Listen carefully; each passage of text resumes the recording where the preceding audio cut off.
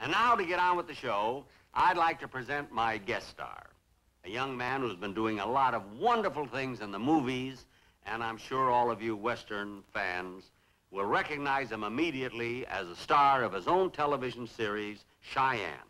And here he is, Clint Walker.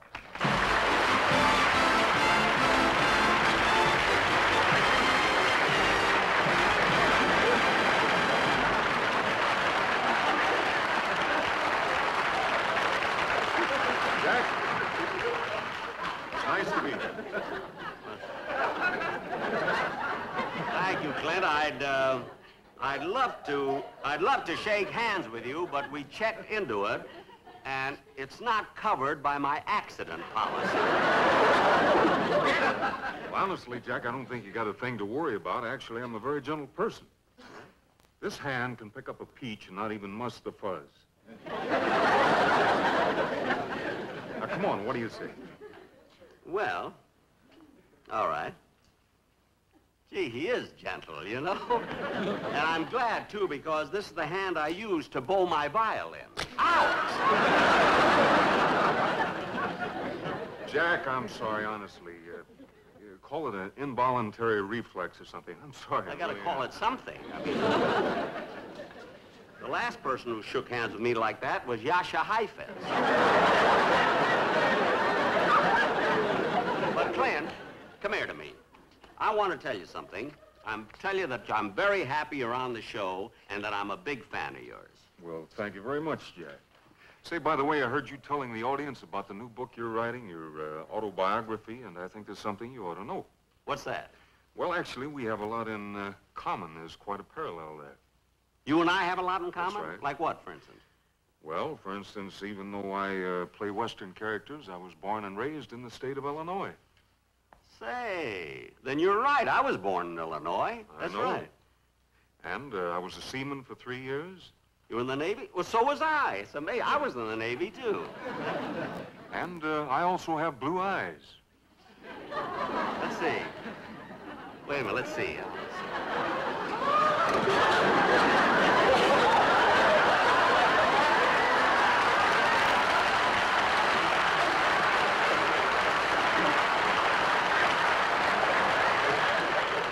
They are blue.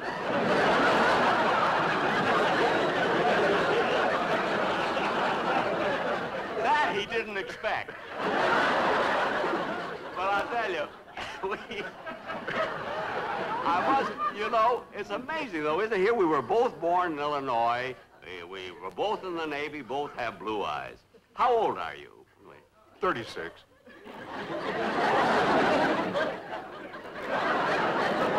Well, there we miss a little. If it'll make you feel any better, I'm almost 37.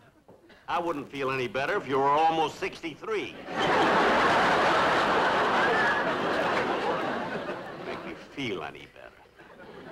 Now, Clint, but listen, you should buy my book. Oh, I intend to. I've already got the cover. I told you. Going like hotcakes, you know? Say, Clint, I want to ask you something about Westerns. That's your business. You see, Western, you know, I'm a Western fan. Mm-hmm. I like them. But they seem to be getting more popular every year. I can hardly understand it. And even the old Western films on television are so good. They go on and on and on. Now, why is that? Well, I think one reason is because Westerns are never dated, Jack. Not dated? What do you mean? Well, for example, can you tell the difference between a 1912 and a 1964 horse?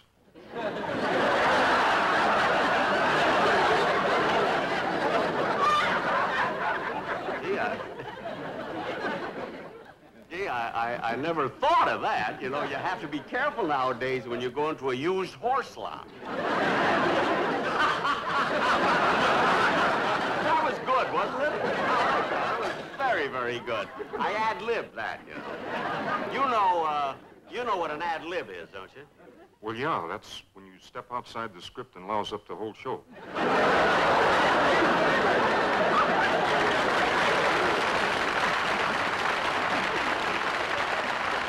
I don't know. For a fella who has spent most of his life saying they went that-a-way, he's pretty funny. think we've stood out here and talked long enough. How about singing your song for the folks? Well, Jack, I'm a little worried about that. Well, now, don't be so modest. You sing better than George Burns or anybody. You do. Really, you have a beautiful voice. I know you can sing. Well, it's... I heard you sing in your own show, Cheyenne. Well, that's different, Jack. It's amazing what you can get away with when you got a whole tribe of Indians hooping and hollering in the background. Well, I suppose so. Anyway, you go ahead and don't worry about it. Go over on the set, and I'll set up your song for you. Go over and sing. All right. Okay.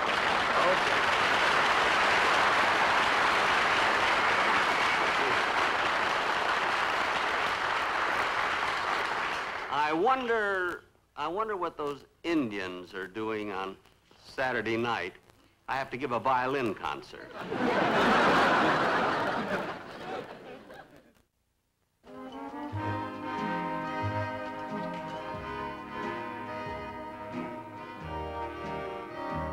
Every day along about evening, when the sunlight's beginning to fail, I ride through the slumbering shadows along the Navajo Trail. When it's night and crickets are calling and coyotes are making a wail, I dream by a smoldering fire along the Navajo Trail. I love to lie and listen to the music when the wind is strumming a sagebrush guitar. When over yonder hill the moon is climbing, it always finds me wishing on a star. Well, what do you know? It's morning already. There's the dawning, so silver and pale. It's time to climb into my saddle and ride the Navajo Trail, and ride the Navajo Trail.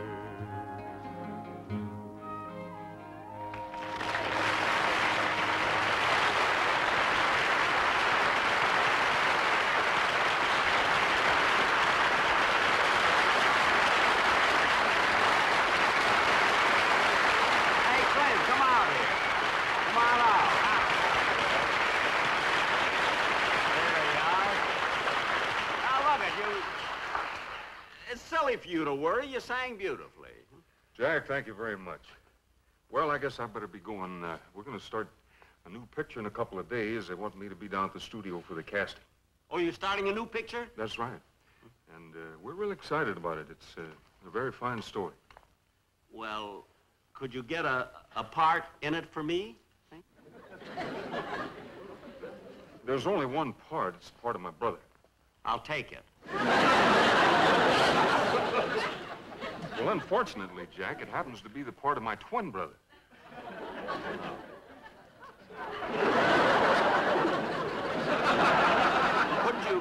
Couldn't you play it sitting down? No, I'm afraid not. Well, then I guess my height lets me out, huh?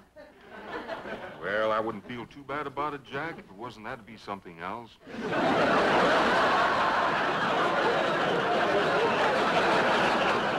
Tells me not to feel too bad about it. Well, anyway, thanks very, very much. Jack, thank you. Goodbye, I'll be seeing you. Okay.